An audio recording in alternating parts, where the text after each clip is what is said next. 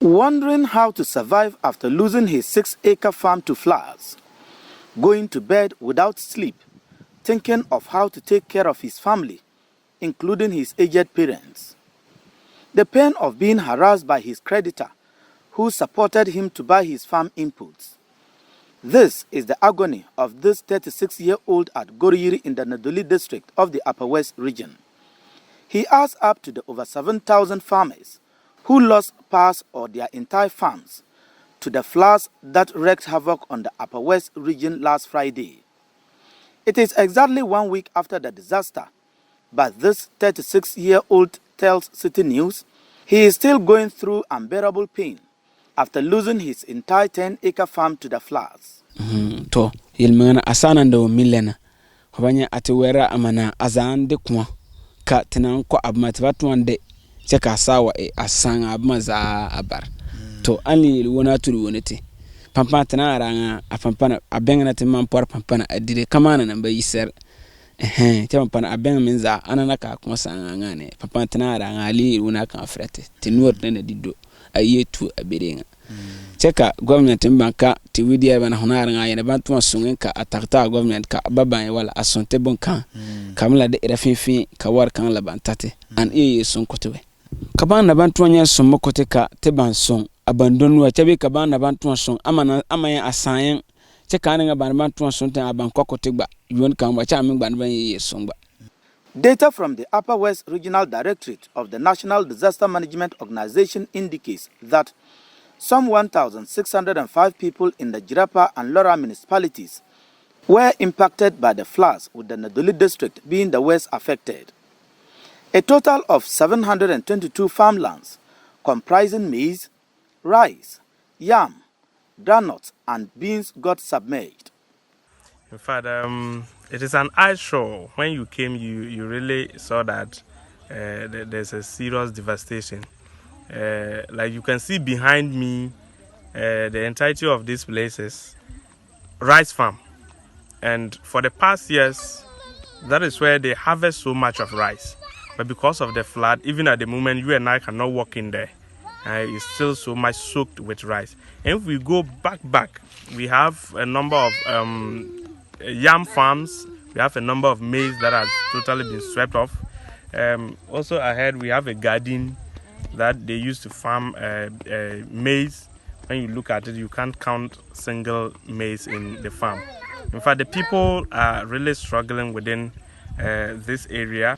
89-year-old Domeyiri Yando is among 336 persons who got displaced as a result of the collapse of 155 houses due to the torrential rain. She tells Citi News she has been living in her collapsed house alone for the past 1 week.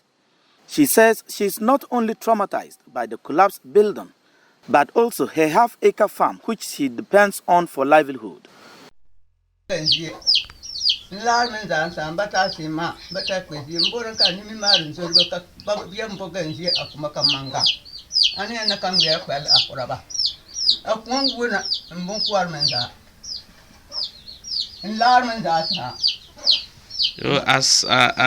Zena Moswa, young home mangang. A Valandantia Kamangang. Mganzina Valandang Aqua. Mbagan Mbata Dinaka. Kasang wa mira Zizam in Manchide. Come in Mark when you cut and come back, Mankanja Arcadiana. Until Mira Pelcoraba, Calada, banana to a Comaniagan.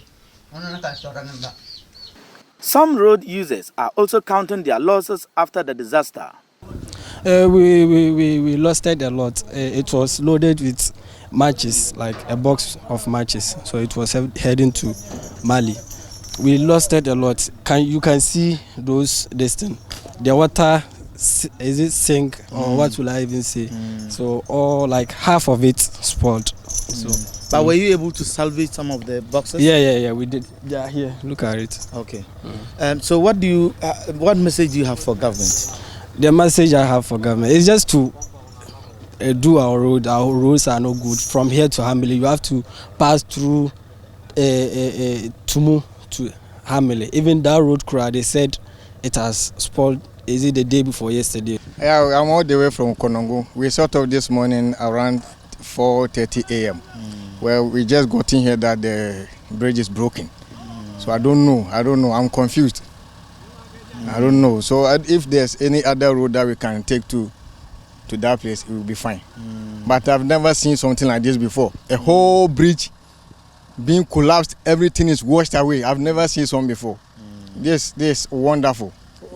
What's the impact of this collapse on your journey? Because you need to do something extra before you can get your... Yeah. The impact is too huge because from Konongo to this place, the fuel that we have consumed, and then maybe going back and then taking different routes to reach the place, we need to add additional fuel. So it is costing us much. The National Disaster Management Organization on Wednesday, August 17th, released some relief items to the flood victims. We have currently distributed the 5x5 25 kilo rice to the people. That's 100 bags of them. And the cooking oil is about 30 cartons of them, the 12 by 1 liter. And we have given them blankets. We have equally given them the used clothing, that's 10 bales. And we've given them plastic buckets. We've given them the plastic cups, and we have actually given them student mattresses as well. However, it appears the gesture is short of its intended purpose of assuaging the plight of the flood victims. They are thus calling on the government to come to their aid. My